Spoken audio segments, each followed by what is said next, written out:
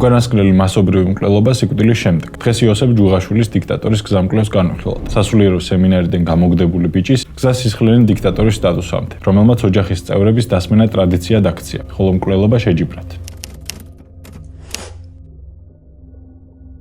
სტალინს არ ჰქონდა არც ნიჭი, არც ქარიზმა და არც ცნობადობა, თუმცა მაინც მოახერხა ძალაუფლების მოხვეჭა. ბოლშევიკური პარტია სავსე არის ვარსკვლავით. ტროცკი ცეცხლოვანი ორატორია, რომელიც მასების გულს უღვიძებს. ბუხარინი თეორიის გენიოსია და კომუნისტურ იდეოლოგიას ავრცელებს. ამ დროს სტალინის ზედმეტსახელია რუხი ლაკა. ის უბრალოდ გენერალური მდივანია, ბუღალტერიის და ქაღალდების მოწესრიგება აბარია. თუმცა საინტერესო შესაძლებლობას სწორედ ეს მიმავლული პოზიცია აძლევს. აი თქვენ სამსახურში უნდა ჩუმი თანამშრომელი თუ გახსენდებათ. კუთხეში ამ პრინტერთან რომ არის სულ აყუდებული და არავის ხმას არ სცემს. წარმოიდგინეთ, რომ ერთ დღესაც ძალაუფლება ხელში ჩაიგდოს და ყველას მუსრი გაავლოს. სტალინი ზუსტად ასე იმალებოდა ძალაუფლების კულუარებში. სანამ სხვები ტრიბუნაზე გამოდიოდნენ, მან ხელში ჩაიგდო კადრების დანიშვნის უფლება და ჩუმად ჩანერგა თავისი ხალხი ყველგან. ლენინმა ეს დაინახა. სიკვდილის წინ მან დაწერა ანდერძი, სადაც აფრთხილებდა პარტიას. სტალინმა ხელში ჩაიგდო უსაზღვრო ძალაუფლება. გადააყენეთ ის. მაგრამ გვიანი იყო. რუხმა ლაკამ უკვე შთანთქა წითელი პარტია. როგორ იშორებ კონკურენტებს, რომლებიც შენზე ჭკვიანები არიან? სტალინის მეთოდი გენიალური და ვერაგული იყო. ის არასდროს ებრძოდა ყველას ერთად. ვინაიდან ტროცკი ვახსენეთ, სწორედ მისი მოშორების მაგალითი განვიხილოთ. ლენინის გარდაცვალების შემდეგ ტროცკი ლოგიკური მემკვიდრე იყო, გენიალური ორატორი და წითელი არმიის მმართველი. როგორც პირველ ნაწილში აღვნიშნეთ, სტალინს უკვე ყავს დასაქმებული ადამიანები, რომლებიც პირადად მისი მორჩილნი არიან. მათი დახმარებით ნელ გამიზნულ ნაბიჯებს დგავს ტროცკის მოსაშორებლად. პირველ რიგში მას ლენინის დასაფლავების არასდროს თარიღს აცნობებს. რომ მისი გაცდენისთვის ტროცკი უპატივისცემლად გამოჩნდეს, თავად კი ძალიან დამწუხრებულ თავმდაბალ პერსონად იჩენს თავს. შემდეგ ის ქმნის ტროიკას, ზინოვიევთან და კამენიევთან ერთად. აქ საინტერესო ისაა, რომ თავდაპირველად ზინოვიევი და კამენიევი სტალინზე ბევრად სერიოზულ და გავლენიან ფიგურებად ითვლებოდნენ. მათ ეგონათ, რომ სტალინს როგორც ჩაუმუშას გამოიყენებდნენ ტროცკის გასაჩერებლად და თავად დარჩებოდნენ ლიდერებად. თუმცა როგორც მოგვიანებით ტროცკი წერდა, ისინი იქცნენ ბრმა იარაღად სტალინის ხელში. მათ ეგონათ თამაშს მართავდნენ, მაგრამ რეალურად პაიკების როლი შეასრულეს. საკუთარი ხელით გაანადგურეს ტროცკი.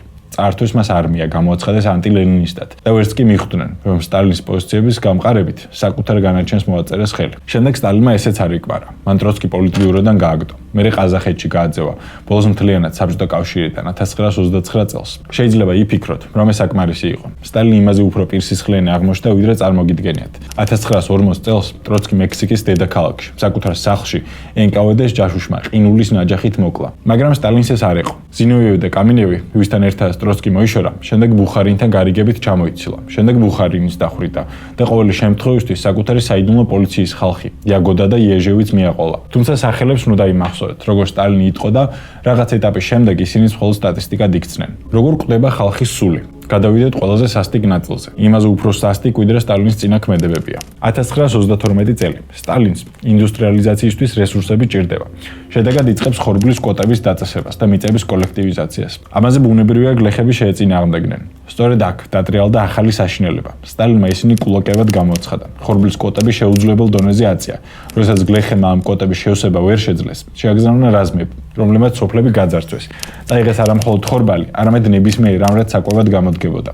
სპეციალურ რკინის ჯოხებით მიწას ამოწმებდნენ დამარხული საჭმლის საპონელად. ამოიღეს თესლები, რომ შემდეგი მოსავალი ვერ მოსულიყო და შინაური ცხოველებიც კი წაიყვანეს. იმისთვის, რომ სიკვდილი გარანტირებული ყოფილიყო, ბოლოს ქვეყნის შიგნით გადაადგილებაც კი შეზღუდეს. შედეგად უბრალო მოვლენად იქცა ტყავის ნივთების ან ნებისმიერი რამის ჭამა, რაც თუნდაც ოდნავ გაუჩერებდა ხალხს შიმშილის შეგრძნებას. კანიბალიზმის ფაქტები ხშირი გახდა.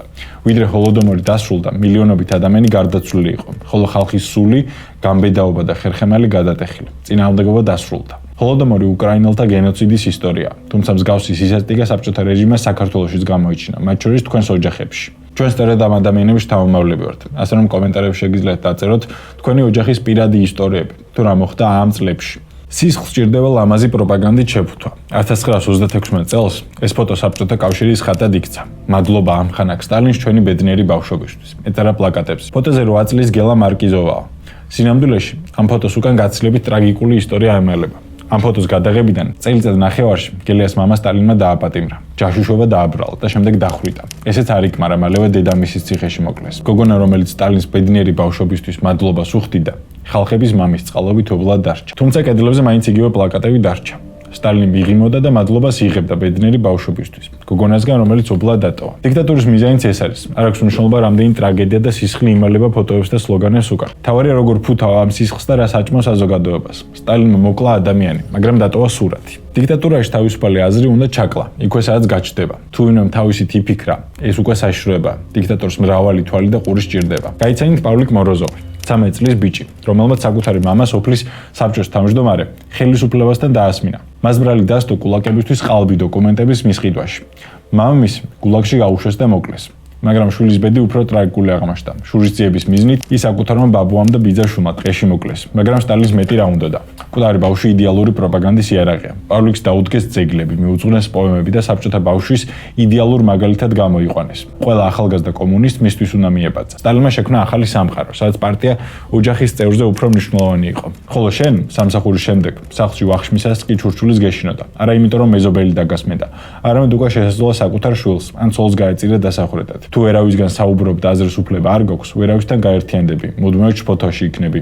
სამაგეროდ დიქტატორი მშვიდად დაიძინებს. 1937 წელს მან ხელი მოაწერა ცნობილ ოპერატიულ ბრძანებას ნომრად 00457, რომელმაც საბჭოთა კავშირის კვოტები დააწესა, რომელ რეგიონს რამდენი 1000 უნდა დაეხრიტა და რამდენი გადაესახლებინა ბანაკებში. მაგრამ სიკვდილის სტატისტიკად ქცევაზე უარესი, თავად ის ადამიანები აღმოჩნდნენ, ვინც აგეგმას ასრულებდნენ. ადგილობრივმა ჩინოვნიკებმა დაიწყეს კვოტების გაზრდის მოთხოვნა, იმის დამტკიცების სურვილით, რომ საკმარისად სასტიკები იყვნენ და ერთგულად ასრულებდნენ სტალინის ბრძანებას. მოსკოვში მიდიოდა წერილები: "გთხოვთ მოგცეთ კიდევ 500 კაცის დახვრეტის უფლება." ამ ჩინოვნიკებმა მკვლელობა ერთგვარ შეჯიბრად აქციეს. ხოლო ისინი, ვინც დახვრეტას გადაურჩებოდნენ, ხვდებოდნენ გულაგში, მონური შრომის უზარმაზარ მანქანაში, რომლებიც საბჭოთა კავშირის მამოძრავებელი მანქანა იყო. მაგალითად, თეთრი ზღვის არხის მშენებლობაზე 100,000-ზე მეტი პატიმარი ყინვაში და შიმშილში მუშაობდა. არაერთი მათგანი უბრალოდ ბეტონში ჩააყოლეს. გულაგი არ იყო უბრალოდ სასჯელი, ის იყო სულიერად გამანადგურებელი იარაღი, რომელიც გამცირებდა და გეუბნებოდა, რომ შენ არაფრად არ ღირდი და პირდაპირ მნიშვნელობით შენ სრულებზე აშენებდა ბოროტების იმპერიას. სტალინმა თავის სიცოცხლე შიში დაასრულა. მის ბოლო წლებში ის აგარაგზე რკინის კარებსა და უამრავ საკეთს უკან იმალებოდა. მუდმივად იცვლიდა საძინებელს მკვლელობის შიშით. საკუთარ ექიმებს ციხეში უშვებდა. ირონიული სწორედ ის არის, რომ ამ პარანოიამ მოუღო მას ბოლო. 1953 წელს მას ინსულტმა დაარტყა. საათების განმავლობაში მარტო ეგდო საკუთარ შარდში. ხოლო შესამოწმებლად შესვლა ვერავინ გაბედა. იმ შიშით, რომ ამისთვის დახვრეტდნენ. სტალინმა მისი ბოლო მკვლელობა ამის შემდეგ ჩაიდინა. როდესაც ის სვეტებიან დარბაზში დაასვენეს, მოსკოვის ქუჩებში მის მიერ მოტყუებული საზოგადოება გამოვიდა. ჭყლეტვა იმდენად სასტიკი იყო, რომ ხალხი ტრუბნა ეს მოედანზე, კედლებსა და სამხედრო მანქანებზე მიაჭყლიტეს. ოფიციალური მონაცემები თუ რამდენი ადამიანი უსხერყლა ამ ჭყლეტვას, რა თქმა უნდა, დაიმალა. სტალინი მოკვდა, მაგრამ მისი გზამკვლევი კვლავ აქტუალური რჩება. დღესაც თუ შეამჩნევთ რომელიმე მმართველს, რომ იყენებს მსგავს ტაქტიკებს, ეძებს შიდა მტრებს, ან მორჩილებას ითხოვს, გაითვალისწინეთ ეს გაკვეთილი. იმიტომ რომ დიქტატორი ნებისმიერ ქვეყანაში, ნებისმიერ დროს შეიძლება გაჩნდეს. ხოლო თუ საზოგადოება ამას დროულად ვერ მიხვდება, მსგავსი ისტორია კვლავ გარდაუვალია. სტალინის საშინელებები ამ ერთ ვიდეოში ვერ ჩაეტეოდა. სწორედ ამიტომ შეგიძლიათ კომენტარებში მიამბოთ იმ ისტორიების შესახებ, რომელიც თქვენ იცით. არ დაგავიწყეთ ვიდეოს მოწონება და გაზიარება. ასევე მირჩიეთ ვის შესახებ გაინტერესებთ შემდეგი ვიდეო.